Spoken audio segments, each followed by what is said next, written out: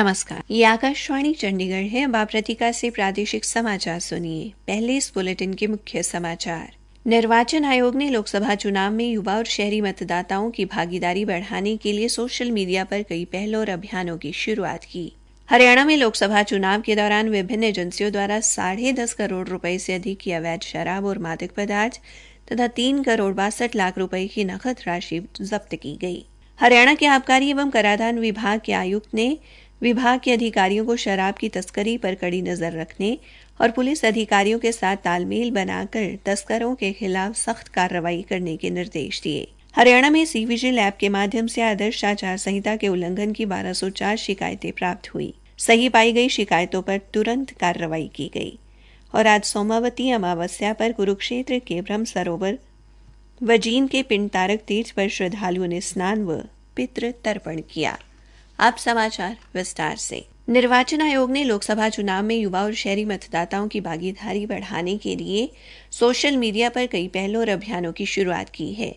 आयोग टर्निंग 18 और you are the one अभियान के माध्यम से आकर्षक विषयों पर बने बनाए संदेश भेजने की रणनीति पर काम कर रहा है और लोकप्रिय चुनाव आइकन और जेनजी की सामग्री की मदद ले रहा है। टर्निंग 18 अभियान का मुख्य उद्देश्य आगामी चुनाव में युवा मतदाताओं को प्रोत्साहित करना है। इसका उद्देश्य पिछले चुनाव में भागीदारी को लेकर शहरी और युवा मतदाताओं की उदासीनता के पीछे के मुद्दों का समाधान करना है। दूसरी तरफ यू आर द वन अभियान का उद्देश्य चुनावी प्रक्रिया में शामिल विभिन्न हितधारकों के अमूल्य योगदान को मान्यता देना है। निर्वाचन आयोग ने चुनाव प्रक्रिया बारे भ्रामक समाचार और गलत सूचनाओं पर अंकुश लगाने के लिए भी विशेष अभियान शुरू किया है। हरियाणा में लोकसभा चुनाव के दौरान विभिन्न एजेंसियों द्वारा अब तक 10.5 करोड़ रुपए से अधिक की अवैध शराब व मादक पदार्थ तथा 3 करोड़ 62 लाख रुपए की नकद राशि जब्त की गई है। राज्य के मुख्य निर्वाचन अधिकारी अनुराग अग्रवाल ने बताया कि आदर्श आचार संहिता लागू होने के बाद राज्य में पुलिस, आयकर विभाग, आबकारी एवं कराधान विभाग तथा राजस्व व सूचना निदेशालय द्वारा ये कार्रवाई की गई है। उन्होंने बताया कि पुलिस ने 40,20,000 रुपए नकद, 2 करोड़ 25 लाख 57 हजार रुपए की कीमत की 70,471 लीटर शराब, 5 करोड़ 14 लाख 48 हजार रुपए की कीमत के मादक पदार्थ, 56 लाख 81 हजार रुपए की कीमत के प्रलोभन व अन्य वस्तुएं जब्त की हैं। इसी प्रकार आयकर विभाग द्वारा 42 लाख रुपए नकद, 173 लाख रुपए से अधिक का 2 किलो 967 ग्राम कीमती सामान तथा 42 लाख 19 हजार रुपए की अन्य वस्तुएं जब्त की गई हैं। श्री अग्रवाल ने बताया कि आबकारी विभाग द्वारा 2.5 लाख रुपए नकद और 40 लाख रुपए की 1,01,036 लीटर शराब जब्त की गई है। इसके अलावा राजस्व व सूचना निदेशालय द्वारा 2 करोड़ 78 लाख रुपए की नकद राशि बरामद की गई है। हरियाणा के आबकारी एवं कराधान विभाग के आयुक्त अशोक कुमार मीणा ने आज सोनीपत में राजस्व एवं आबकारी विभाग के अधिकारियों को शराब की तस्करी पर कड़ी नजर रखने के निर्देश दिए। उन्होंने कहा कि लोकसभा चुनाव के मद्देनजर निर्वाचन आयोग के निर्देशानुसार अवैध शराब की आवाजाही पर पूर्ण प्रतिबंध लगाया गया है। निर्वाचन आयोग इसको लेकर बेहद गंभीर है। विभाग ने इसके लिए QR कोड की व्यवस्था की है, जिसके माध्यम से उत्पादन तिथि, रवानगी तथा थोक व खुदरा विक्रेता की पूरी सूचना प्राप्त की जा सकती है और ऑनलाइन प्रणाली से परमिट की जानकारी ली जा सकती है। श्री मीणा ने अधिकारियों से डेटा का मिलान न होने की स्थिति में तुरंत कड़ी कार्रवाई करने को कहा है। उन्होंने कहा कि राजस्व एवं आबकारी विभाग के अधिकारी पुलिस अधिकारियों के साथ बेहतरीन तालमेल कायम कर कार्रवाई करें। उन्होंने बताया कि परमिट शुदा शराब की आवाजाही के लिए प्रदेश भर में 45 रूट निर्धारित किए गए हैं। अन्य किसी भी रूट पर शराब मिलने पर वाहन और शराब को तुरंत जब्त किया जा सकता है। श्री मीणा ने कहा कि अवैध तथा नकली शराब पकड़ने के लिए चौकसी बढ़ाने की जरूरत है। उन्होंने उड़न दस्तों और अन्य जांच दलों को एक ही जगह पर टिके रहने की बजाय अपनी जगह बदलते रहने की सलाह भी दी। प्रादेशिक समाचार आकाशवाणी चंडीगढ़ से प्रसारित किए जा रहे हैं। हरियाणा के मुख्य निर्वाचन अधिकारी अनुराग अग्रवाल ने कहा कि लोकसभा चुनाव के दौरान आम नागरिक सी विजिल ऐप के माध्यम से आदर्श आचार संहिता के उल्लंघन पर कड़ी नजर रख सकते हैं। इस ऐप के माध्यम से राज्य में अब तक 1204 शिकायतें प्राप्त हुई हैं, जिनका निश्चित समय में समाधान किया गया है। उन्होंने कहा कि आमजन का सी विजिल मोबाइल ऐप के माध्यम से चुनाव प्रक्रिया में भागीदारी करना गौरव की बात है। श्री अग्रवाल ने बताया कि सी विजिल मोबाइल ऐप के माध्यम से सर्वाधिक 317 शिकायतें जिला सिरसा से प्राप्त हुई हैं। इसी प्रकार जिला अंबाला से 219 शिकायतें प्राप्त हुई हैं। उन्होंने बताया कि कुल शिकायतों में से 959 शिकायतें सही पाई गई और इन पर नियमानुसार कार्रवाई की गई। उन्होंने और नागरिकों से भी चुनाव को निष्पक्ष, स्वच्छ और पारदर्शी बनाने में अपना सहयोग करने की अपील की है। आज सोमवती अमावस्या पर कुरुक्षेत्र में ब्रह्म सरोवर पर श्रद्धालुओं ने स्नान कर वैदिक मंत्र उच्चारण के साथ दान पुण्य किया।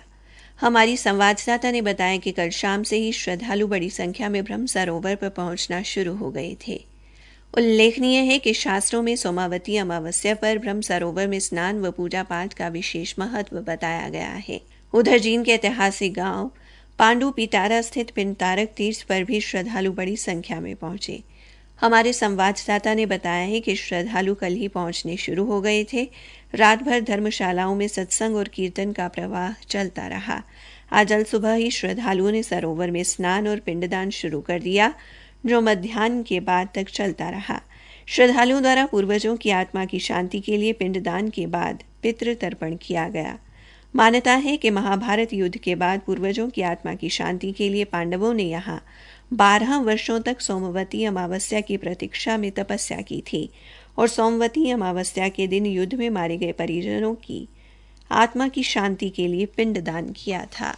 पर्यावरण को प्रदूषित होने से बचाने के उद्देश्य से फतेहाबाद के जिलाधीश राहुल नरवाल ने जिले में तुरंत प्रभाव से गेहूं की फसल की कटाई के बाद बचे हुए अवशेष जलाने पर प्रतिबंध लगा दिया है। जिलाधीश ने बताया कि इसके अतिरिक्त सभी कंबाइन हार्वेस्टर मशीन के मालिकों को आदेश दिए गए हैं कि वे गेहूं की फसल की कटाई के दौरान अपनी कंबाइन हार्वेस्टर मशीनों में सुपर स्ट्रॉ मैनेजमेंट सिस्टम लगवाना सुनिश्चित करें।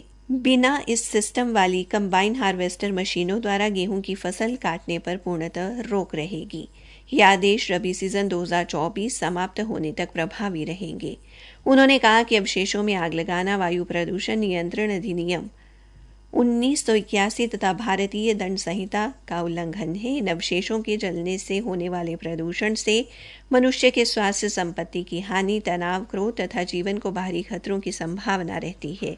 उपायुक्त ने कहा कि इन अवशेषों को जलाने से चारे की भी कमी आ जाती है, जबकि इससे पशुओं के लिए तूड़ा बनाया जा सकता है। भिवानी की कृष्णा कॉलोनी के 4 मल्ला क्षेत्र में बीते दिनों से दूषित पेयजल की आपूर्ति होने से परेशान क्षेत्रवासियों ने कहा है कि यदि उनकी पेयजल की समस्या का समाधान न हुआ तो वो चुनाव का बहिष्कार करेंगे।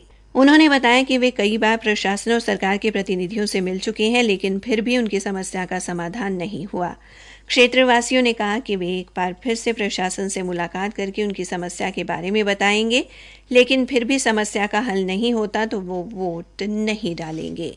हरियाणा पुलिस की अपराध जांच ब्यूरो की टीम ने नेफिस सिस्टम की सहायता से 2 शवों की पहचान उजागर की है, जिसमें एक शव पंजाब के रहने वाले गग्गी का, वहीं दूसरे शव की पहचान रोहतक के रहने वाले रामकिशन के रूप में हुई है। दोनों ही व्यक्तियों पर अलग अलग धाराओं में मामले दर्ज पाए गए हैं।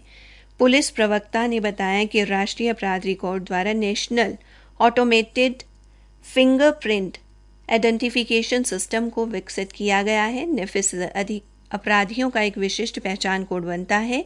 नेफिस प्रणाली में हर उस आपराधिक प्रवृत्ति के व्यक्ति का डेटा उपलब्ध है जो किसी न किसी अपराध में या तो गिरफ्तार हुए हैं या फिर मामला दर्ज किया गया है। पुलिस प्रवक्ता ने बताया कि इस वर्ष मात्र 2 महीने में ही प्रदेश पुलिस द्वारा 16,470 गिरफ्तार व्यक्तियों, अपराधियों व अज्ञात शवों के फिंगरप्रिंट का डेटा अपडेट किया गया है। इसी के साथ ये समाचार बुलेटिन समाप्त हुआ।